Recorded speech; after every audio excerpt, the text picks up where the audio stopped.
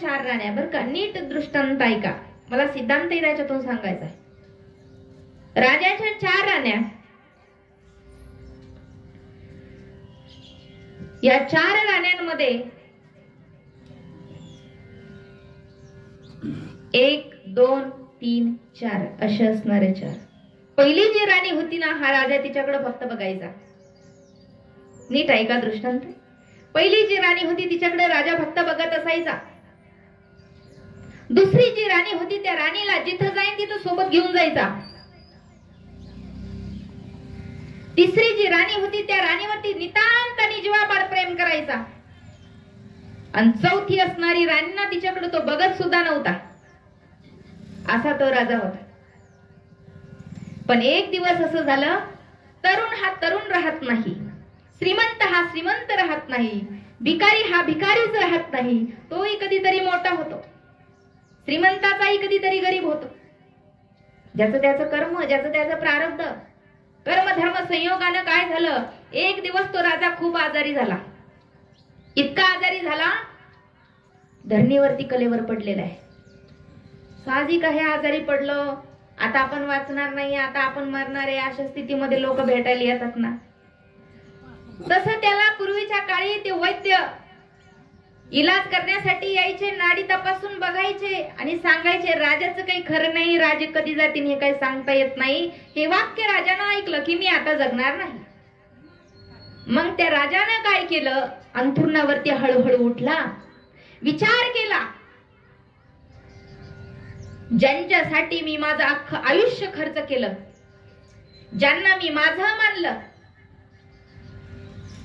ज्यांच्यासाठी काबाड कष्ट केलं,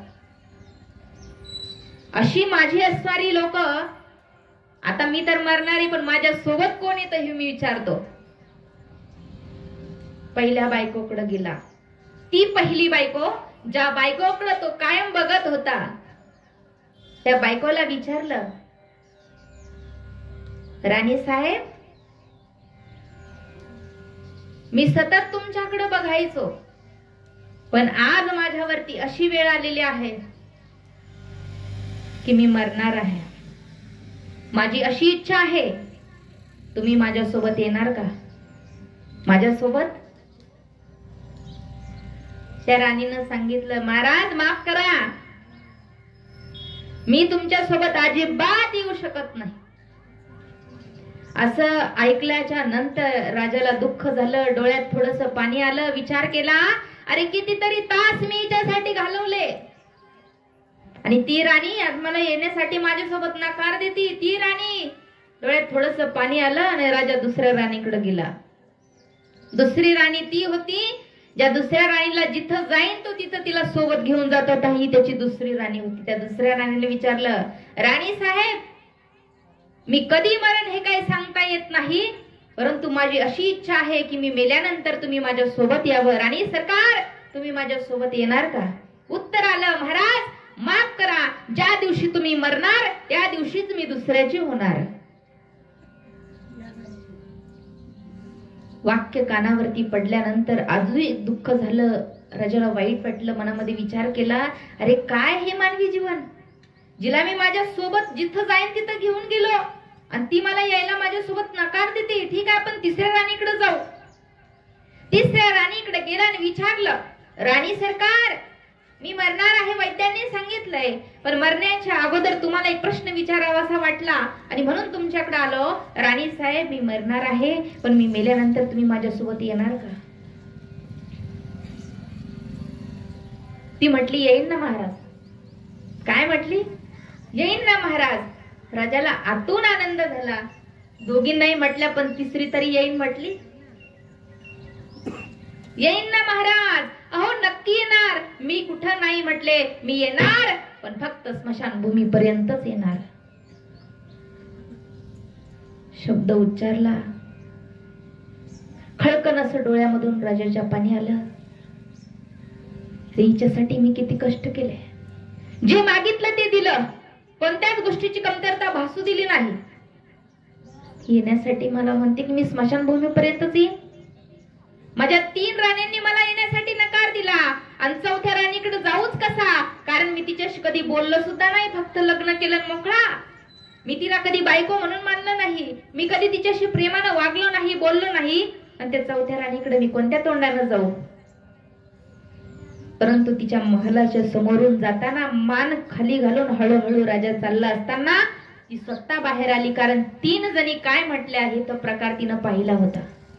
ती महालातून बाहेर आली, राजाला आडवं झाली आणि हात जोडून उभी राहिली. सांगितलं, महाराज तुम्ही मला विचारू शकत नाही, पण मी तुमच्या प्रश्नाचं उत्तर देते. तुम्ही जिथं जाल तिथं मी तुमच्या सोबत यायला तयार आहे. ही चौथी राणी. मग कोण होत्या ह्या राण्या? नीट ऐका.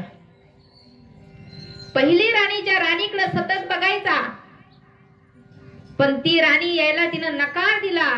आणि तीच पहिली राणी म्हणजे आपलं शरीर. काय आहे मावशी? आपलं शरीर. या शरीराकडे आपण बघतो का नाही? आंघोळ केली का पहिला आरशापुढे जातो ना माणूस.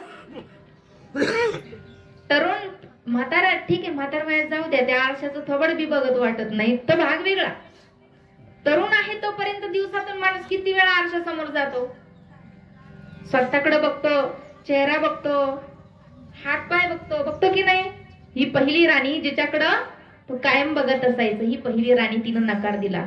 दुसरी राणी ती होती, राजा तिला कायम सोबत जिथं जाईल तिथं सोबत घेऊन हिंडायचा. ही दुसरी राणी. आणि तिनं उत्तर काय दिलं होतं?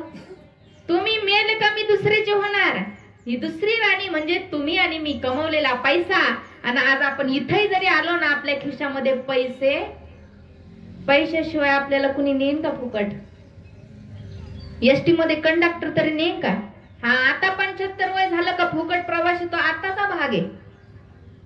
पण ती बस सोडून एखाद्या जीप मध्ये जाऊन बसा बरं, नेईन का कोणी फुकट? मग तो पैसा, पण तो पैसा आपण मेलो का कुणाचा आहे? दुसऱ्याचा आहे. तो आपला आहे का? हे नाही. ही दुसरी राणी. मग तिसरी राणी ती काय म्हटली होती?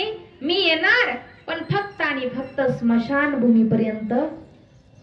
ही तिसरी राणी म्हणजे कोण सांगू? आपली बायको, नवरा, मुलं, सगळे आपले नातेवाईक.